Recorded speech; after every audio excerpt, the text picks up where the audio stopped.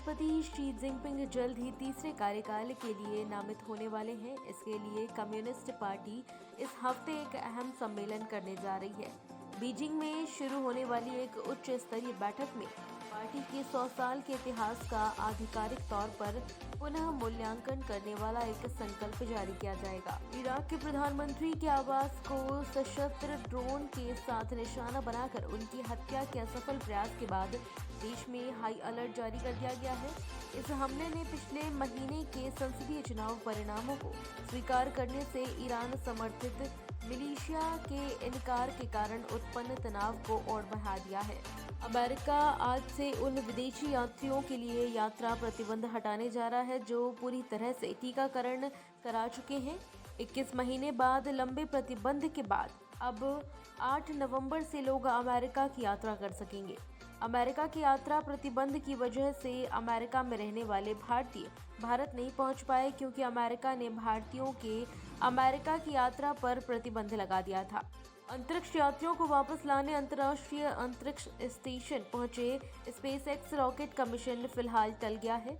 दरअसल फ्लोरिडा के तट पर चल रही तेज हवा के कारण स्पेसएक्स को अंतरिक्ष स्टेशन से अपने क्रू मेंबर के 4 सदस्यों के पृथ्वी पर वापसी के कार्यक्रम को टालना पड़ा।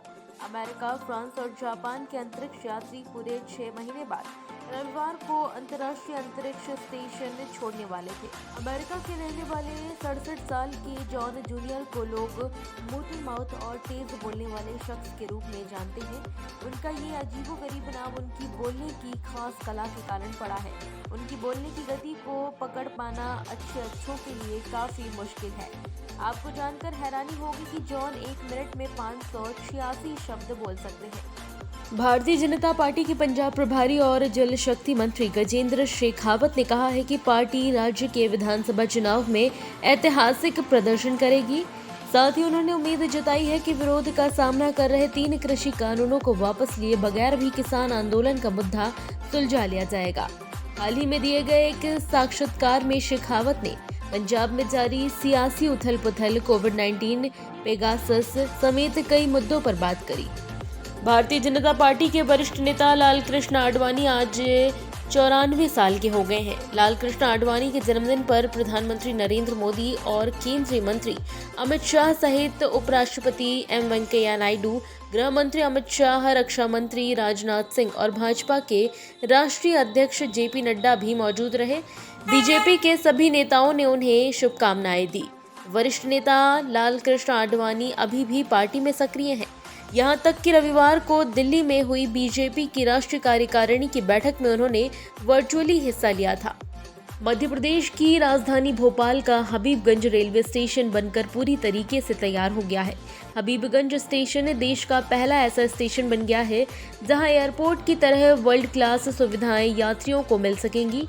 सिर्फ सेवाएं ही नहीं, बल्कि बिना धक्का मुक्की और बिना भीड़ भाड़ के यात्री अपनी रेल बर्थ तक पहुंच सकेंगे। प्रधानमंत्री नरेंद्र मोदी 15 नवंबर को इस स्टेशन का लोकार्पण करेंगे। 450 करोड़ के प्रोजेक्ट वाले हबीबगंज स्टेशन को पीपीपी मोड पर तैयार किया गया है। कटरीना कैफ और विकी कौशल की शादी को लेकर इन दिनों खूब चर्चाएं हो रही हैं। मिली जानकारी के अनुसार दोनों दिसंबर के पहले या दूसरे हफ्ते में शादी के बंधन में बंधने वाले हैं। हालांकि अभी तक दोनों की तरफ से इन खबरों की आधिकारिक पुष्टि नहीं की गई है। कटरीना कैफ और विकी कौशल के कपड़ों से लेकर वेडिंग वेन्यू तक की चर्चा हो रही है, लेकिन अब आ रही खबरों के अनुसार दोनों की शादी की प्री वेडिंग फंक्शन भी शुरू हो चुके हैं। बाजार ने शुरुआती बढ़त गंवा दी है। समय बाजार लाल निशान में कारोबार कर रहा है। निफ्टी लगभग 35 अंकों की गिरावट के साथ 17,877 के आसपास नजर आ रहा है। वहीं सेंसेक्स लगभग 125 अंकों की गिरावट के साथ 59,925 के स्तर पर दिख रहा है। खबरों के लिए सब्सक्राइब करें JSR टाइम्स और साथ ही नोटिफिकेशन पाने के लिए बेल आइकन को दबाएं।